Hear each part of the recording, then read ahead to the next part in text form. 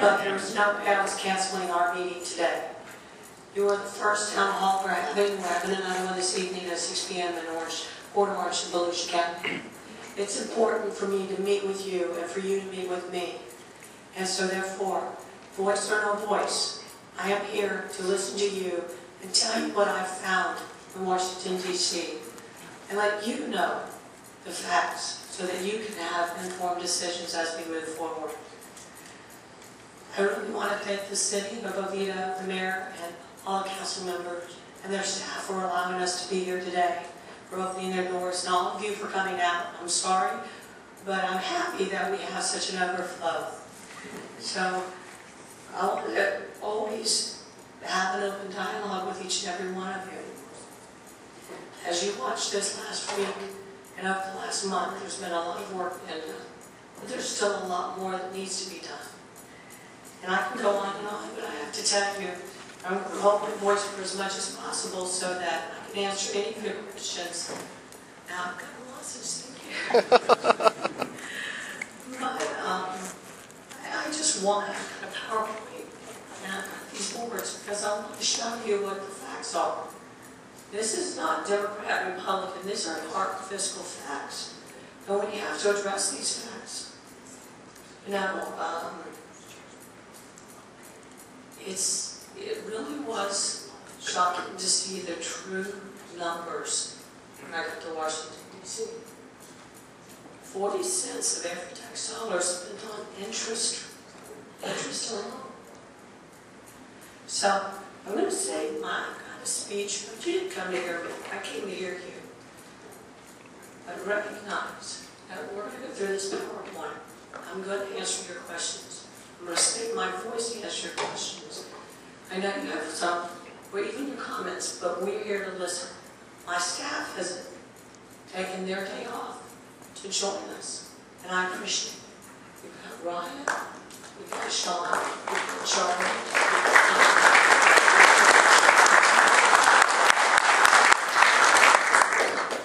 and I appreciate them joining me today when what would have been their day off and joining you. So let's go through the PowerPoint. I'm going to save my voice. It gives you guys more time to ask questions, get your comments heard, and we're going to get, hopefully, can you hear me at least with this horrible voice I have? Great. Thank you so much. Let's go through the PowerPoint. There you go. There's the agenda. There's our district offices for any of you who don't know where we are. Our Oviedo office is just down along on the left side of the road. And we're there Monday through Friday. Some of them get there at 8, some of them get there at 8:30, but we say 9 to 5 outside. And they are there to answer any of your questions, help you with any issues you have. This is the house calendar. It's kind of small, but you'll see that we're going to be having a lot more district work weeks than we've had in the past. That's been recognized, which is good because when we first got there, a lot of the freshmen were concerned that the congressmen and women weren't spending a lot of time in their district. And we felt it was important to stay in the district as often as possible to hear your concerns and listen and come back with your concerns for leadership and to fight for what we know you're concerned about. So here we are. This is our district work. We're happy to be here. And my staff has it if you need it, or you can find it on our website at adams.gov. Will this be on your website? Yes, it is on the website.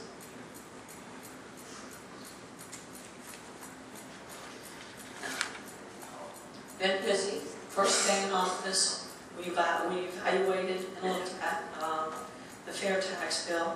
I co-sponsored that. Was one of the first ones I co-sponsored.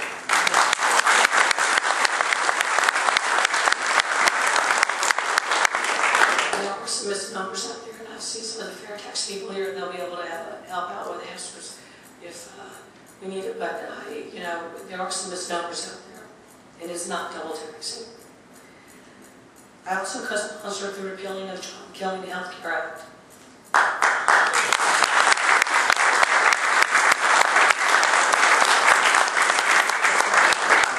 These small business Paperwork Mandate Elimination Act. That was the 1099 reforms in the Health Care Act.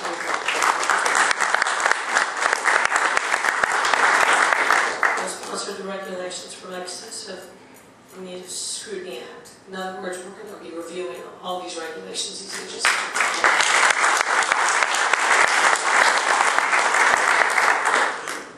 And also, I co-sponsored recent funds appropriated to the Health Insurance Reform and Implementation Fund under the Health Care and Education Reconciliation Act.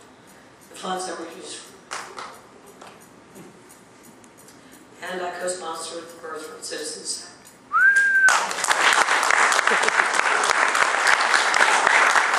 Also have the Title 10 Abortion Provider Recognition Act.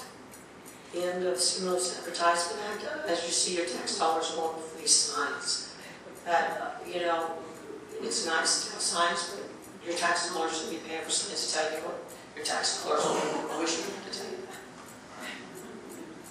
Also co-sponsored the bill to amend the Internal Revenue Code 1986 to make it permanent the deductions of state and local general sales taxes that we enjoy today are scheduled to expire. And OG, Federal Transparency Act.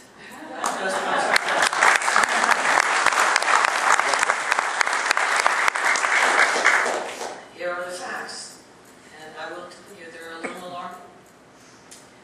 We are more than a record high of $14 trillion in debt and close to surpassing our GDP of $14.4 trillion. The U.S. is set to hit the $1.6 trillion deficit this year. 21 straight months. Look at that closely. 21 straight months of 9% unemployment or higher. It's the longest streak since the Great Depression. And here in Florida, it's high, 12%. Record high debt can be broken down to $45,500 per American and $127,500 per taxpayer. You might ask, what's the difference? And you guys have to know the difference, you know. So, now, I want you to read these quotes and leave these quotes because it's interesting when you look at them. These are bipartisan quotes. I think the biggest threat we have to our national security is our debt. Admiral Mike Mullen, Chairman of the Joint Chiefs of Staff, July 6, 2010. The debt is like a cancer. It is truly going to destroy the country from within. First in bold, former Clinton White House Chief of Staff, July 11, 2010. U.S. fiscal policy is unsustainable. And unsustainable to an extent that it can't be solved through minor changes. Douglas Elmendorf, Director of the Congressional Budget Office, April 8, 2010. Those are some strong statements from people on both sides of the aisle.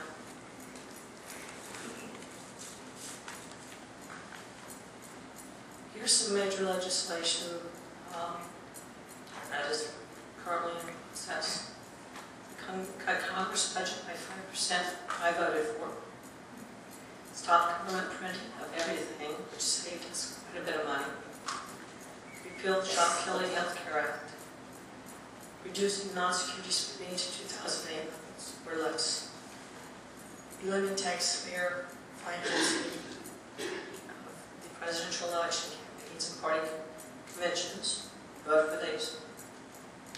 And direct House committees to review job-killing regulations. Those have been voted on already and announced. Here's the budget schedule. February. President's submitted his budget proposal for 2012. All of you have seen it now. March 4th. The stopgap measure, continuing resolution, expires for 2011.